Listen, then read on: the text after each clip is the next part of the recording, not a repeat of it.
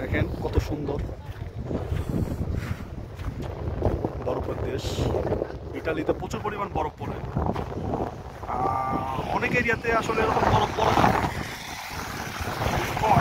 তো আমি মুলতানিয়াতে আসছি, দেখেন বরফ আর বরফ, কি পরিমাণ বরফ আমি আপনাদের আসলে বলে বোঝাতে পারবো না, এতটা পরিমাণ বরফ। দেখেন কত সুন্দর, আসলে খুব সুন্দর, প্রচুর বরফ। তো ভাইবাজারের কাছে এখানে আমি একটা জিনিস, এই যে দেখেন সবাই ঠান্ডা কুকরাইতেছে,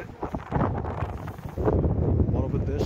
আরিফ ভাই কি অবস্থা বলেন এখন, এই যে বরফের দেশে যে আসলেন, সবাই তো বলে যে ইটালিতে নাকি বরফ পড়ে না। এই যে দেখা দাও কোন শহর কি আর কি বিষয়, সিয়েনা প্রভিন্সের পিয়াঙ্কাস্তানিয়ার প্রচুর বরফ না, প্রচুর বরফ, প্রচুর। দেখেন জায়গাটা অস্থির, জায়গাটা অস্থির, কত সুন্দর জায়গা। তো দেখেন আমরা বরফের মাঝে আছি, অনেকে বলে এখানে নাকি বরফ পড়ে না। ওই যে আপনাদের আজকে আমি লাইভ দেখাইলাম কি পরিমাণ বরফ। দেখেন আমরা পাহাড়ে থাকি, পাহাড়ি এলাকায় থাকি, প্রচণ্ড পরিমাণ বরফ এখানে। পাহাড়ি এলাকায় সবসময় ঠান্ডাটা একটু বেশি থাকে।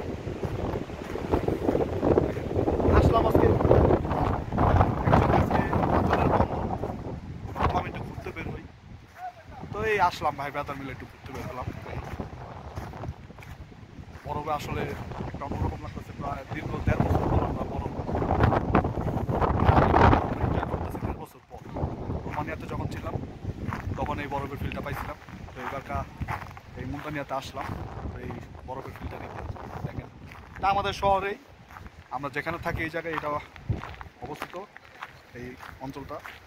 তো এখানে উপরে আমরা এই প্রায় 180 ফিট উচ্চতা আমরা থাকি। আমাদের শহর থেকে এখানে আসতে, গাড়িতে আসতে সময় লাগে প্রায় 20 মিনিট। এই যে দেখেন চতুর্থ সবাই আমরা বরফের মাঝে আসলাম, প্রচণ্ড ঠান্ডা, প্রচুর শীত। আমি আসলে এটা আপনাদের বলে বোঝাতে পারবো না, খুব সুন্দর আসলে বরফের মাঝে। বরফটা আসলে খুব এনজয় করি, আবার ক্ষতিও অনেক, ঠান্ডা লাগে প্রচুর পরিমাণে। তো এই অবস্থায় যে দেখেন আমি একটু বরফটা দেখেন, শক্ত হয়ে গেছে, এই যে বরফ, এই হলো বরফ।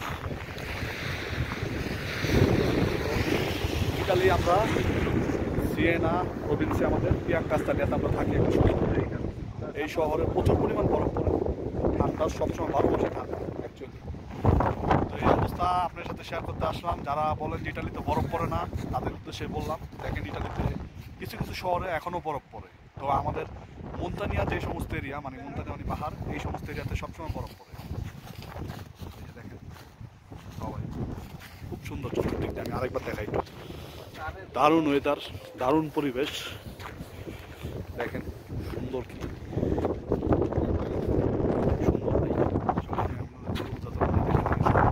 একটা পার্কের মতো। তো বরফের প্রতিটা বরফ পরে স্তব্ধ হয়ে রয়েছে। দেখেন আপনার যদি আমি একটু দেখাই, শক্ত হয়ে গেছে বরফ পরে, খুব সুন্দর ভিউটা, খুবই সুন্দর, চমৎকার চমৎকার ওয়েদার, অনেক সুন্দর। আরো আরেকটা স্টেপ আছে, উপরে যাওয়া যায়, কিন্তু উপরে যাওয়ার আসলে সাহসটা এত পাইতাছি না, যার কারণে এখানে আমরা সবাই ঘুরতেছি। অনেক রিস্ক, বরফের ভিতরে গাড়ি স্লিপ করে, অনেক ভয়ও আছে। যাক এই হলো অবস্থা।